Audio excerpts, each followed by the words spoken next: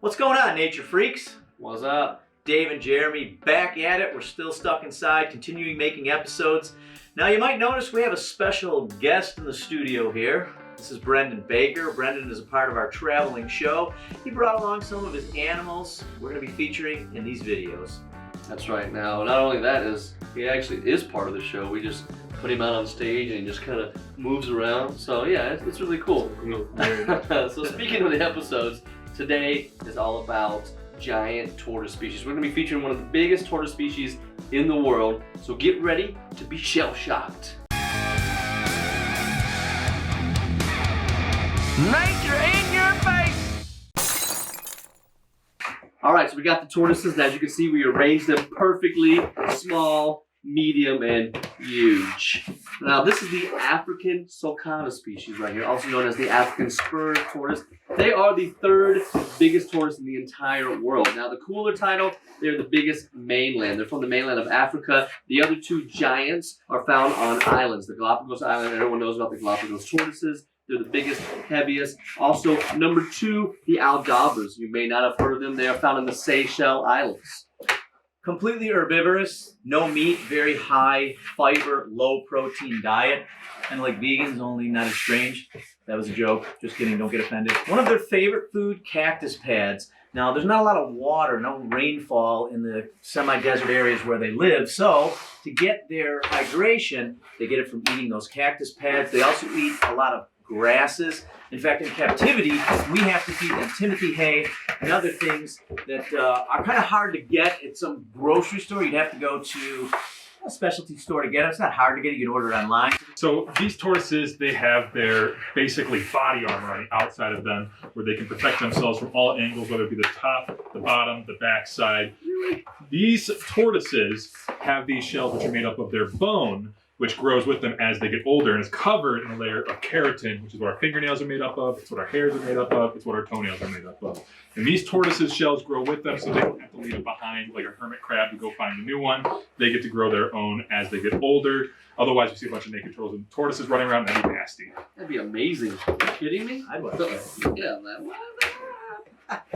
Now, they are burrowing specialists. That's what they do. They're like the construction workers of Africa. Now, this is super important, not only to them. They find humidity underground. 3 to 10 foot burrows these guys can dig. I mean, some of them you could climb in there, hang out with. If there was Wi-Fi, snacks, who cares? You get over the fact that it smells like an elephant's rear end in there. I mean, it does. I think, yeah, you can move on from that.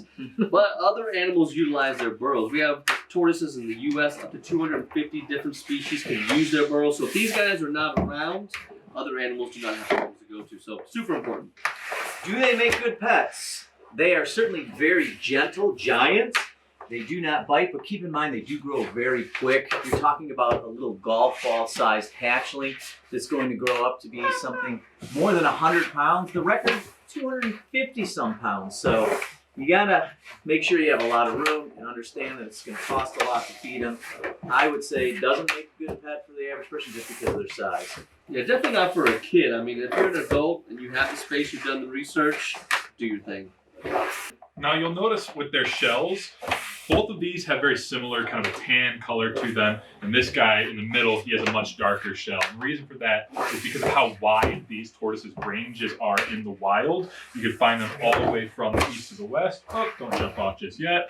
Now, these tortoises' shells are different colors based on the amount of heat that they're going to need. This tortoise comes from a region that is a lot cooler than the central regions. So you will find them more so hanging out in the sun, trying to absorb a little bit more warmth than these two will with this darker shell. What are you trying to say? That your tortoise is cooler than ours? Yeah, what A little bit. Yeah, stand down, all right? Now, look at the mouth. You can see the mouth. I'm going to kind of point at that camera, and then that camera, and then what the heck? So, tortoises, they do not have teeth. They have what's called a beak, just like a bird. All right, except they don't fly from the sky and drop disgusting stuff, right? They're much cooler than the birds. So yeah, they got the beak, all the turtles and tortoises, similar. Put that in your mind, do not forget it. The reason these things do not have to be aggressive, like a snapping turtle, they can completely fold their head into their shell and then protect the eyes and the soft flesh here on the neck, which Jeremy says kind of feels like the skin on his grandfather's kneecaps. They go in and then they put those spikes in front, very uncomfortable to bite or try to claw at. So it's not just the shell, it's the ability to fold inside the shell and protect themselves with these spikes here. You notice he doesn't pull his head all the way in just because he knows that Dave's the food dude. He knows the food dude's not going to hurt them.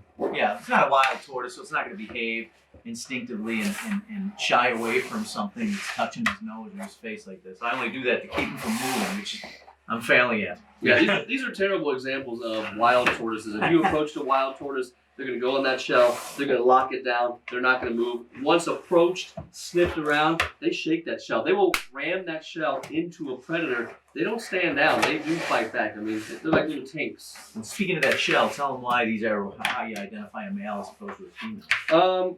You want to flip yours too? If you look Really? at I get the not you hernia. necessarily. I'm talking for the Hernia! yeah, you do it. Here we go. T-pose. You guys think you can put them down? I got this one. Yeah. We got the plastron. That's the bottom of the shell. The top is the carapace where they carry stuff. All right. But it is Small concave. size. It's like a little soup bowl, so you can just eat from that. All right. But he wouldn't want to stay like this. Now the females typically have a flat shell. All right. Now, if you're wondering, well, why is that? Why do the males have the concave shell, the females have the flat one? Ask your parents, they'll explain how Legos work to you, only if you're in the 5th grade or higher. All right. You'll notice when I flipped this guy over, we showed off the plasterons of these tortoises. His actually has a big square in the middle from where he had to get surgery before we ended up getting him because he is one of our rescue animals that we brought in. So that is fully healed up. The bone is fully closed back over that surgery, but left a really cool little scar on the bottom. As active as these tortoises are, they're not fast, as you will see later on. You don't want to walk to school with one of these tortoises. You'd be in college by the time you got to class if you're in 1st grade, right? So who needs to be fast when no one can eat you when they catch you? I, again, call them nature's perfect creature. Yeah, and if you're eating grass, you don't need to be, I mean, no one runs to the salad bar. You're like, there it is. It's not running away. Right? All right, I think we should wrap this episode up, guys. Thanks for tuning in. Hope you guys learned a lot about these Sulcata tortoises, and make sure you guys hit like and subscribe, hit that notification bell to get more nature in your face. Yeah, definitely. If you guys enjoyed meeting Brendan, he's going to be on some of our other episodes, making Dave look super short. That's right. So, Anybody hope does you guys appreciated that, and we'll catch you later. Peace.